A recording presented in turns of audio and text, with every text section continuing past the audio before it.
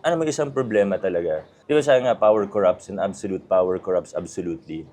And, as much as you would like to think the best of yourself, I want to think the best of myself. But the reality is, there are certain truths that apply to everyone.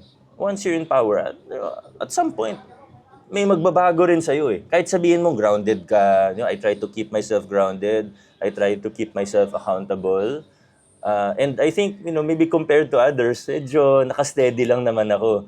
Pero, kailangan ko rin, I think it will be a good thing.